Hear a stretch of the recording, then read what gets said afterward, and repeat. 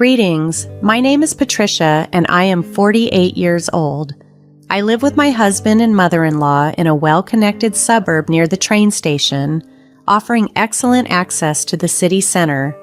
When we were house hunting, Ethan, who had just been promoted to a managerial position, insisted on a spacious apartment despite the high rent. The extra space seemed worth the cost. Ethan, 6 years my senior and a divorcee, was introduced to me by a friend. His mature, comforting presence was something I had quickly come to rely on. We decided to get married after 3 years of dating. Even when I shared with him my infertility due to past illness, his affection never faltered. My feelings for him remained strong even after I learned about his previous marriage and his son, Willie, whom he had from that relationship. "I'm truly sorry to ask you to live with my parents and son," Ethan had said. "I promise I won't let you suffer. I'll make sure you're happy." To give me space and prevent me from feeling suffocated, he suggested moving to this large apartment where I could have my room. Willie, who was turning 9 that year, would not need much care, especially with his grandmother around to help. After his divorce, Ethan's parents helped with childcare until his father tragically passed away in an accident, leaving his mother to take over as Willie's caretaker. From our very first meeting, Willie had barely made eye contact with me. Initially, I attributed Willie's reserved demeanor to his age and possible shyness, so I didn't let it bother me too much. As long as the family accepted me, I felt content to be a part of their household. My mother-in-law, a woman of quiet elegance, had shown me such politeness during my formal introduction post-engagement that I believed we could coexist peacefully. She had set clear expectations from the start. I'll continue to prepare the meals as usual. Ethan often comes home late, so it's okay if we eat at different times, right, Patricia? I'll leave the cleaning and laundry to you. Let's work well together, she had said. After marrying, I shifted from full-time to part-time at the pharmacy to manage the household chores more effectively. My new schedule meant I wouldn't get home until nearly 9:05 p.m., but dinner was always ready, a small comfort in my solo dining routine. My mother-in-law and Willie usually ate before I arrived, reinforcing a sense of isolation even within my married life. Initially, I wondered if this was all there was to family life, but gradually I accepted this as just our way.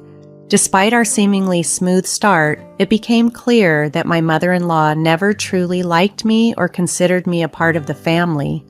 Trying to build a relationship with Willie, I asked about his school activities. "Willie, the school's activity day is before summer, right? When is it? We're all going to see you, aren't we?" Before he could answer, my mother-in-law quickly intervened. "We'll go there, just Ethan and me, Patricia. You don't need to worry about it." Misunderstanding her intention as considerate, I persisted. "I can get the day off work. Let's all go together." But she dismissed me sharply. "You don't need that. You're Ethan's wife, and Mix's family has always been just Ethan and me." Her words stunned me. That night, I expressed my shock to Ethan, who explained, "Mom's been clinging to Willie. She probably thinks you're trying to take him away. I'll talk to her." Over time, I managed to join them at the activity day, attempting to integrate as a mother figure, but Willie and I rarely interacted outside of these school events. Sometimes I sensed he wanted to open up, but my mother-in-law invariably interjected, blocking progress. I later discovered she had been tarnishing my image of Willie, suggesting I'd be happier if he weren't in the picture. This revelation deeply hurt me, highlighting the complexities and challenges of blending into a family with pre-existing bonds and hidden resentments. The accusations were harsh. "She's a terrible person. Dad must be deceived by her, too." Hearing such negative things from my mother-in-law must have influenced Willie during his impressionable teenage years. It was no wonder he grew distant from me. The situation was disheartening, and until then, I had never imagined she could be so manipulative. By the time Willie graduated from high school, he was eager to leave. He moved in with his girlfriend immediately and departed for college soon after. Within a year of starting his career, He married her quietly and simply without any formal ceremony. Once Willie was gone, my mother-in-law's behavior took a turn for the worse. Surprisingly, she ceased all housework, which had been a regular part of her daily routine. It seemed as though her new pastime was to find fault with me. She stopped cooking, something she previously took pride in, and would sit at the dining table, waiting for me to return from work. The moment I stepped into the kitchen to prepare our meal, the criticisms began. "You're inefficient. At this rate, it'll take you all night," she'd scoff. Admittedly, I was never skilled at cooking, mainly because I had relied on her for meals. Whenever I did manage to cook, she critiqued every dish relentlessly. "This tastes awful," she would say as she grimaced. "I'm sorry, I'm trying my best," I would respond, only to hear her retort, "You're astonishingly tone-deaf when it comes to flavors, Patricia. It's a good thing Willie never had to eat this." If she disliked it so much, I thought she might as well cook herself. But it seemed her goal was merely to berate me. Her complaints weren't limited to my cooking. She began to nitpick everything I did, from the chores I wasn't accustomed to handling, like cleaning, to the laundry. "Why are there so many wrinkles on the laundry? You have to vacuum every nook and cranny. You really can't do anything right. Didn't your family teach you anything?" These jabs at my upbringing were especially painful. She would sigh, looking at me disdainfully, and say, "I don't know how you won over Ethan, but I can't see much charm in you as a woman." And she always concluded with the same hurtful line, "If you hadn't come along, Willie would have never left." I realized that her heart was aching from Willie's absence, perhaps a case of empty nest syndrome. I told myself that if venting her frustrations on me helped her cope, I should just bear it. But her antagonism intensified after a particular event: the announcement of Willie's wife, Teresa, being pregnant. The joy she showed was unlike anything I had seen before. "It's Willie's baby. It's bound to be adorable. He'll be my first grandchild," she exclaimed with genuine happiness. Watching their elation, I found a small piece of joy for myself too. Despite the ongoing challenges at home, the excitement of my mother-in-law over the impending arrival of her great-grandchild was nothing short of overwhelming. The catalyst for her exuberance came when Willie inquired if his wife, Teresa, could have their baby at our place, given her family was an hour away by plane and they lacked local support. My mother-in-law, thrilled to be asked, immediately agreed to help, unable to contain her joy at being needed. Her preparations began almost immediately. Calls from Willie became a daily occurrence, each one sending her excitement soaring even higher. She dove into tasks with fervor, clearing out Willie's old room, organizing the space for the baby, and meticulously planning everything from the nursery decor to the baby supplies needed. She enlisted my help the moment I got home from work. "Patricia, I've taken care of the vacuuming in Willie's room. Could you handle wiping down the floors and the windows, and make sure to wax them too?" she instructed with an air of urgency. "This weekend we're off to buy a crib," she added as if it was the most natural plan for our weekend. Juggling these tasks late into the night after my shifts was grueling. Any attempt to shortcut the process was met with a stern command to start over. It wasn't long before her requests extended to finances. "Patricia, I need you to withdraw some money tomorrow. There are a few more things I want to pick up for the baby," she declared one morning. I hesitated, concerned by the rapid pace of spending. Shouldn't we wait for Teresa and Willie to arrive before we buy so much? Maybe Teresa would like to choose some things herself, I suggested, hoping to inject some practicality into the frenzy. Her response was sharp and dismissive. "How can you be so detached? It's Ethan's grandchild after all." "Oh, but of course you're not related by blood. You wouldn't understand, would you?" she retorted, her words laced with accusation. I tried to clarify my position gently. "It's not that I don't care. I just thought it might be nice for Teresa to have a say in her own child's preparations," I explained. My attempt to reason with her seemed to hit a nerve, and she looked at me with a piercing glare. Realizing I may have crossed a line, I watched helplessly as she turned and retreated to her room, deeply upset. I spent that night reflecting on the harsh exchange, feeling the weight of her words. The following morning, she stayed in her room, likely still angry about our conversation. Ethan was about to leave on a business trip and paused at her door to make a final remark. "I'm heading out. Don't dampen Mom's enthusiasm about the grandchild. She's been different since Willie moved out. You've noticed it too, right?" I nodded, but added, "However, if we use up all our funds now, what will we do when Willie and Teresa need our help?" Ethan frowned, misunderstanding my concern. "Are you suggesting I don't make enough money?" "That's not it at all," I quickly assured him, but it was too late. He left, visibly upset, and I was left alone to ponder the delicate balance of family dynamics and financial responsibility. As the one managing our household finances for over 12 years, I considered it prudent to think ahead.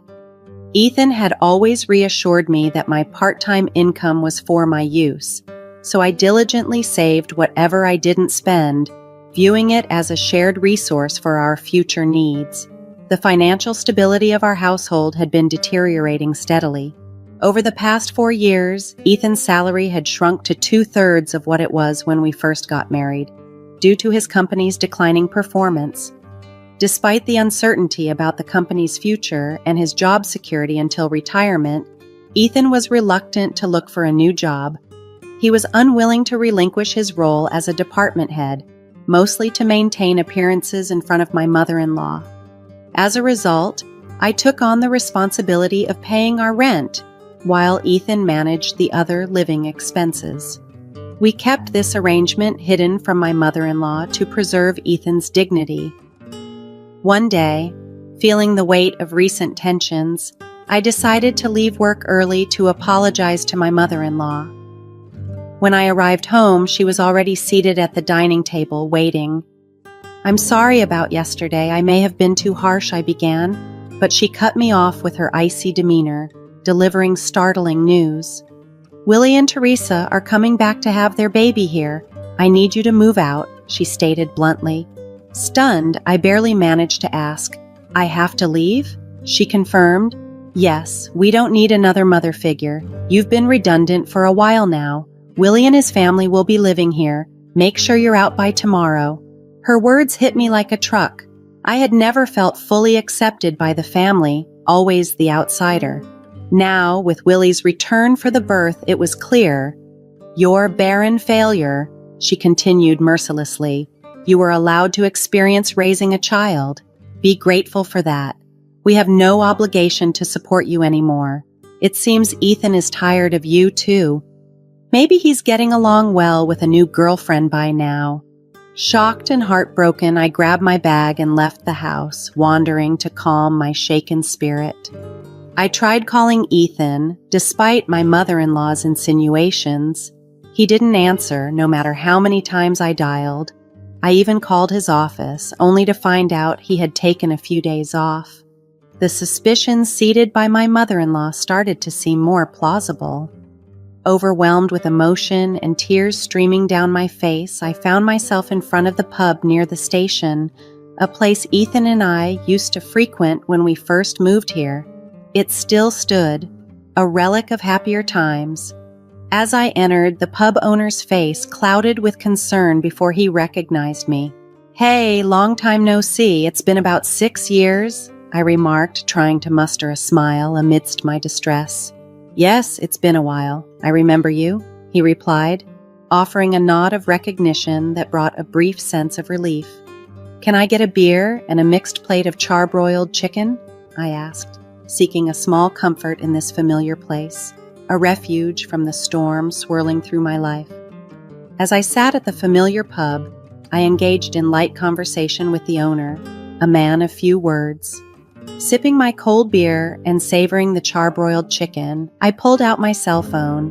The screen lit up, displaying a photo of Ethan and me taken on Willie's 17th birthday. He looked dashing in the slim suit we had chosen together, and I remembered wishing for a closer family bond. The beer seemed to wash down the day's troubles, and as I contemplated my next steps, I browsed for moving companies, finding one available for the next day. I also bookmarked a couple of junk removal services, saving their contacts in my favorites. Changing the screensaver on my phone to something less personal, I felt a sense of mental clarity returning. The meal tasted exceptionally good, perhaps a small comfort amid the chaos. I decided to give the situation more thought once I was back home. As I walked away from the pub, a young waitress hurried towards me. "Excuse me, are you Mrs. Patricia?" she asked, noting the screensaver before I had changed it. Confirming my identity, she hesitated before dropping a bombshell. She believed my husband was having an affair with one of their employees. We exchanged contact details and she promised to keep me updated. The pieces began to fit together, validating the harsh words of my mother-in-law. Instead of feeling sad, a fierce anger surged within me. It was time to confront this head-on. That evening, I contacted the moving company and resolved to leave the next day. If there was no conspiracy and my mother-in-law and Willie were indeed plotting against me, I no longer felt obliged to maintain appearances. I packed my belongings relentlessly until midnight. The movers arrived promptly the next morning, and I instructed them to take everything I had purchased, intending to erase any trace of my presence. My mother-in-law was taken aback by my resolve.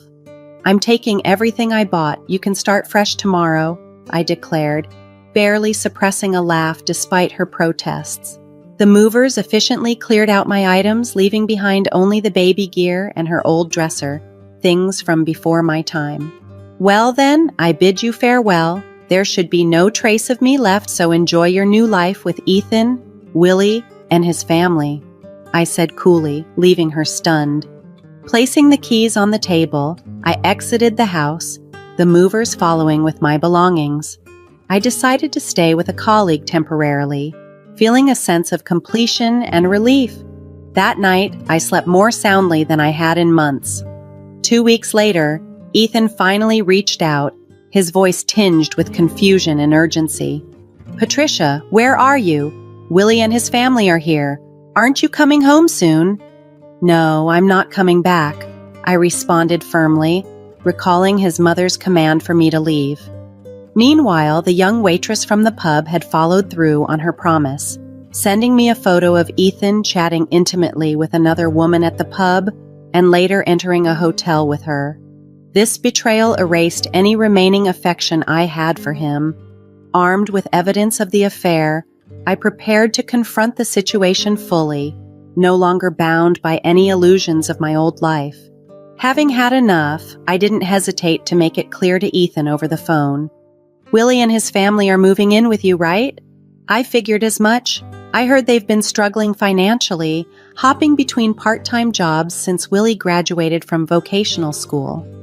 "No, I want you back, Patricia," Ethan replied, his voice edged with desperation. "I went to the pharmacy and they said you're taking some time off." "Yeah, I needed a break," I said nonchalantly. "But I'm fine, so don't worry about me. Your mom and Willie probably prefer having the house to themselves without me around." My blunt remark left Ethan speechless. He knew all too well that his mother and Willie had never accepted me, but he chose to ignore it. "All right, I need to talk, so I'll come back there," he said, a plea evident in his tone. A few days later, I returned to the house for the first time since leaving. Inside, I noticed new furniture and appliances. Willie and Teresa barely acknowledged my presence, merely nodding from their seats on the sofa without standing. As I sat down, my mother-in-law glared at me with a mix of shock and disdain. The atmosphere was thick with tension. Before I could rush my visit and leave, Willie confronted me. "What are you doing here? You took everything from the house. What kind of monster does that? Dad's been supporting you and you've had it easy." I exhaled deeply, frustrated. "I took everything because I paid for it. I was clearing out all traces of myself just as you all wanted, right?" I countered. "That's crazy. There's no way you could afford all that just working part-time at the pharmacy," Ethan chimed in. Turning to face him, I replied firmly, We've been getting by on what both Ethan and I earn, and for your information, Ethan's company hasn't been doing well. His salary has dropped significantly, and for the past 4 years, I've been the one covering the shortfall. I've been paying our rent. My mother-in-law's face registered shock as she turned to look at Ethan, who awkwardly avoided her gaze. I'm not just a part-timer, I'm a druggist, and the pay is quite good. I make more than Ethan now. The room went silent, the tension palpable. Turning to Willie, I decided it was time for some truths. Since you're going to live here now, it's time for you to start taking responsibility. You'll be paying the rent to help your grandmother. Willie's face contorted in surprise. Rent? How much is it? It's $7,200, I said firmly. Good luck. Since it seems my role here is over, I have no obligation to take care of you anymore. You're going to be a father soon, Willie. It's time to pull yourself together. Teresa, overhearing the conversation, suddenly spoke up, her voice tinged with panic. Wait, $7,200? Weren't we supposed to live here for free? I stood up, ready to leave, satisfied that I had made my point clear. Covering rent and living expenses is part of life. Good luck figuring it out. As I walked out, leaving them to absorb the new reality, I felt a weight lift off my shoulders. The chapter of my life dominated by neglect and ungratefulness was finally closed. I almost burst out laughing at the absurdity of the situation, but managed to keep my composure. Don't worry, Teresa, there are cheaper places available. Ethan still makes a decent salary after all, I remarked, watching her face relax slightly. Then, with a heavy dose of sarcasm, I added, Oh, and since I'll be leaving, life might still get tough for you, Ethan, especially with your mistress, huh? At that, Teresa's composure broke, and she dissolved into tears. My husband looked panicked. What are you talking about? He stammered. Teresa, through her tears, responded, Oh, your mother told me about the new woman. I guess it's time to end my role as a wife, too. Ethan was flustered. My mother said what? He sputtered, realizing too late that I knew far more than he wished I did. It hasn't even been 6 days since I left the house, Ethan. Wouldn't that hurt Grace if she knew? I mused aloud, and at the mention of Grace's name, Ethan's face went pale, confirming my suspicions. This isn't the right atmosphere to discuss divorce papers, but I'll be in touch about that later through my lawyer, I declared, standing up to leave. Neither Ethan nor Willie could find the words to respond. They remained silent as I grabbed my bag.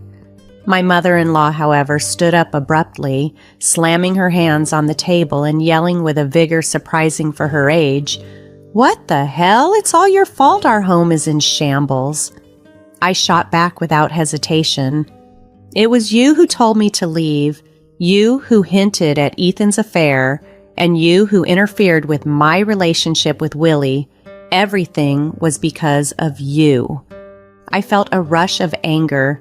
I regretted not being more assertive in my relationship with Willie and not standing up to her sooner. Willie has nothing to do with this. Ethan, it's time for you to step up. You're going through a hard time. You should support him as his wife. Take responsibility as a family member, I admonished. What is she even talking about? My mother-in-law muttered, bewildered. If she hadn't called Willie back home, if she hadn't hinted at Ethan's affair, I would still be supporting Ethan in this home. Where are you, Willie? Why are you still here? It's all her fault, my mother-in-law concluded, her lips pressed tightly together, trembling with emotion. I slipped past the silent mother-in-law and quickly left the room. Afterward, Ethan agreed to the divorce rather easily. It seemed my determination and the undeniable evidence of the affair gave him no other choice. Shortly after, it seemed they began the process of moving out of the apartment. In the end, Willie and Teresa returned to their apartment, choosing not to live with the mother-in-law. Ethan appears to be considering remarriage, but Grace is furious over the alimony and his request for her to live with his mother. I've heard they're now considering what steps to take next. After everything that transpired, my mother-in-law ended up in a care facility. It's somewhat melancholy to reflect on the irony of her situation. After all the dedication she poured into raising her son and caring for her grandson, it seems they are now ready to move on without her. Perhaps, in their eyes, she had fulfilled her role. If my mother-in-law had held her tongue back then, and if it had merely been a simple return home for childbirth, perhaps we could have continued living together even after the divorce. But things unfolded differently. Willie sent me an apology letter recently. In it, he expressed his childhood longing for more affection and explained that he couldn't talk to me freely because his grandmother disapproved. He also shared how pleased he was whenever I attended his school events. Reading his words, I wondered if maybe I should have made more effort to connect with him. Maybe then, our relationship could have taken a different path. Despite the end of our familial ties, I find myself silently hoping for Willie's happiness in life. As for me, I've returned to my job as a druggist and rented an apartment close to my workplace. I didn't feel right keeping the furniture and appliances I had taken from the house, so I arranged for a junk removal service to take them away. Life without the constant criticism and interference of my mother-in-law has turned out to be peaceful and comfortable. For now, I am focused on living for my happiness, no longer beholden to fulfilling someone else's expectations or desires. It's a new chapter, one where I can finally breathe freely and look forward to what comes next.